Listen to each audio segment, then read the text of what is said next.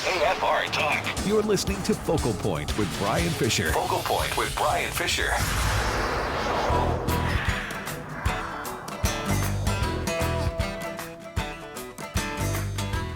Hi, and welcome back to Focal Point AFR Talk. Brian Fisher is my name.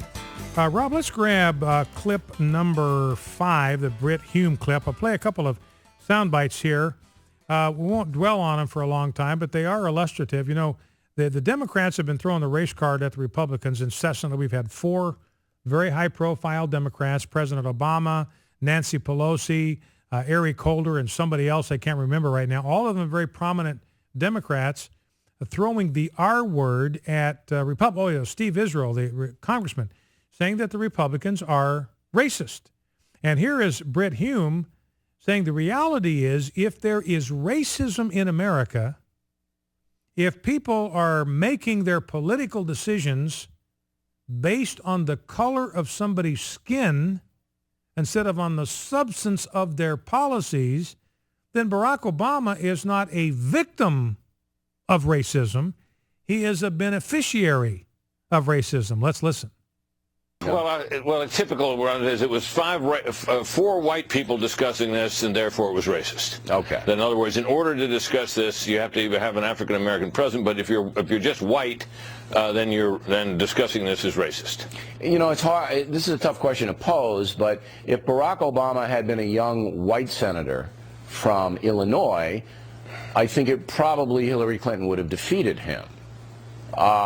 Is that unfair to say? Well, I think, yeah, I agree with you, but let me just put it this way. I think that given the aspirations in this country of the overwhelming majority of Americans, that the African Americans should rise in our society, become a fuller part of our society, and be treated equally, enhanced his prospects in that here was a man that, first of all, they liked, who was an appealing person who seemed to be non-divisive, not a race hustler in any way, and they were proud of him, proud to see him elected, and therefore he has gotten, I think, perhaps more than he would were he a white man, the benefit of the doubt from a great many people. So, you know, in essence, what Brit Hume is saying is that far from being a victim of racism, far from being a victim of racial politics, Barack Obama was a beneficiary of racial politics because so many people were racists when they went to the polls. Now, the definition of a racist is somebody who judges other people based on the color of their skin. That's what a racist is, right? They make judgments about people based on the color of their skin. And with both Bill O'Reilly and Brit Hume are saying, look, a lot of people, when they went to the polls in 2008 and again in 2012, they really didn't care that much about the substance of Barack Obama's politics. What mattered to them was the color of his skin. So Brit Hume is saying, look, he caught a break here that a white candidate would not have gotten. Being black, rather than being a detriment to his candidacy, actually enhanced his prospects. That's Brit Hume's phrase. And perhaps more than he would were he a white man, he got the benefit of the doubt from a great many people. So Barack Obama, not a victim of racism, but a beneficiary of it. Now let's grab clip number 6. This is Major Garrett of CBS. Now what's important here, you'll hear Jay Carney. Jay Carney never answers any of these questions anymore. He just bobs and weaves and bloviates. So the important thing here is the question that Major Garrett asked as a representative of the mainstream media. And essentially his question reveals a lot about what even the mainstream media is starting to recognize about Barack Obama. Let's listen. Picking up on Michelle's question, last one, you just said it. Russia continues to destabilize the situation, act in a provocative way, now buzzing a U.S. warship. Isn't there a sense of the administration and in the European capitals with which you are collaboratively dealing with, that what is going on is not working? That whatever signals you're sending, they're either not being heeded or misread, and this entire approach, which is to not escalate, isn't working, and everything the Russians are doing is continuing to escalate the situation, overriding what they may see, and some editorial critics have regarded as passivity by the West. Well, no, Major, because the premise of the question is based on the notion that all the United States ever has to do when something happens in the world that we don't like is say, stop it, and they'll stop. Now, again, the important thing is the question that Major Garrett is asking here, because it's really more of a statement than a question. Major Garrett is saying, look, what's going on is not working. Those are his words. Whatever signals you're sending, they're either not being heeded or they're being misread. This entire approach is not working. That's what Major Garrett, representing the mainstream media, is saying. So look, this whole business, this was going to be the wonder worker. The entire world was going to think differently about America because it's not working. So even, and what's significant here is even the mainstream media, exemplified by Major Garrett, is admitting that President Obama is projecting weakness on the international stage and that weakness invites aggression. This is exactly what animated and motivated Ronald Reagan. He understood that if the United States projects weakness, which is what President Obama is doing right now, it invites aggression from our enemies. And that's exactly what's happening, that Russian fighter jet buzzing that naval warship out in the ocean.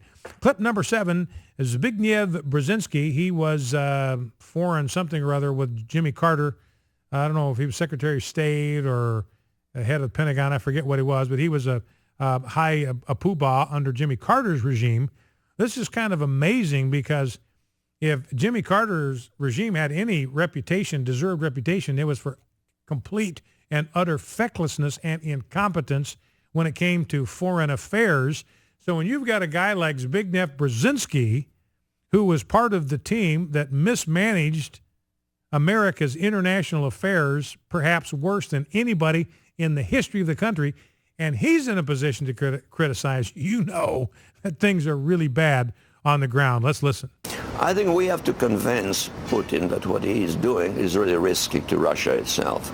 I think we've taken some steps in that direction, but I think they could be intensified. And I think talking, not doing much, but at least talking to the Ukrainians about if the need arises, providing them with some defensive weaponry would make sense. It would send a signal. The Ukrainians did ask us for help in that regard. Mm-hmm. Do you know what our answer has been? We offered them prepackaged food for their soldiers. Well, you can't win a military conflict by throwing pancakes at somebody. All right, so there's Zbigniew Brzezinski. This is Jimmy Carter's guy. This is the guy that completely botched the Iran hostage deal. Our embassy there under foreign control for 444 days didn't get resolved until that cowboy Ronald Reagan came into office. And he's saying, look, what President Obama is trying to do is trying to win a military showdown by throwing pancakes at the Russians. It ain't going to work. Well, let's grab a couple of phone calls before we're done. Let's go to Jimmy, Fort Smith, Arkansas. Jimmy, thanks for calling. Thanks for waiting. What's on your mind? I just wanted to point out to that preacher you had at the top of the last hour that was talking about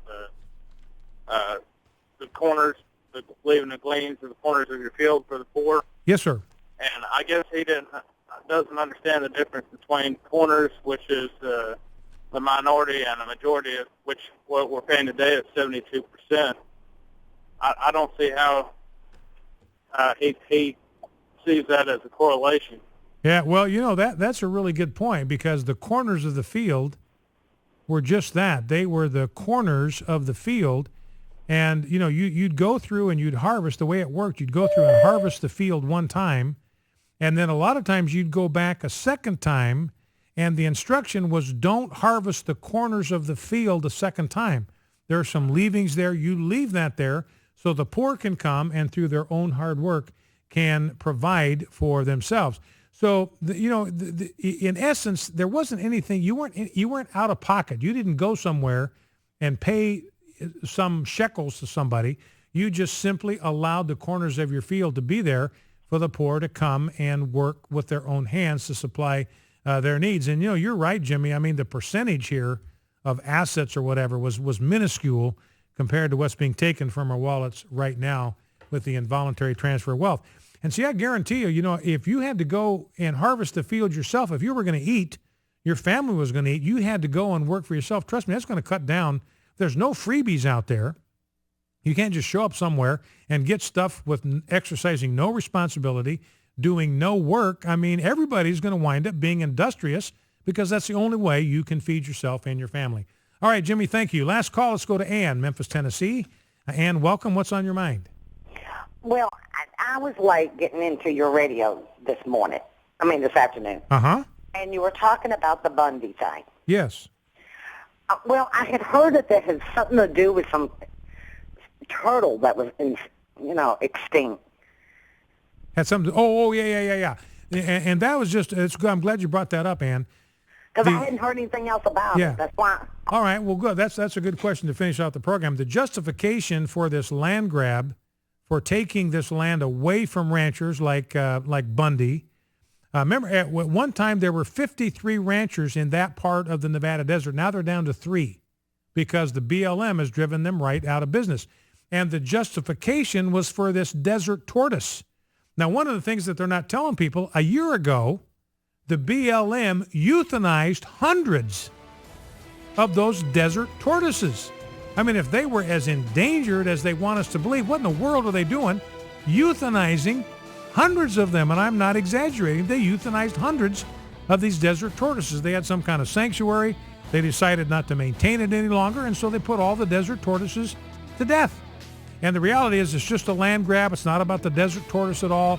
It's about trying to find some way to kick ranchers off that land so Harry Reid can grab it for a solar farm. Well, here's a blessing for the rest of your day. Now to him who is able to strengthen you according to my gospel and the preaching of Jesus Christ, to the only wise God be glory forevermore through Jesus Christ. Amen. Don't forget to bow low before God, stand tall before man, stand in the gap, and never forget, as the Bundy Ranch shows, we are fighting a winnable war. See you back here tomorrow. The views and opinions expressed in this broadcast do not necessarily reflect those of the American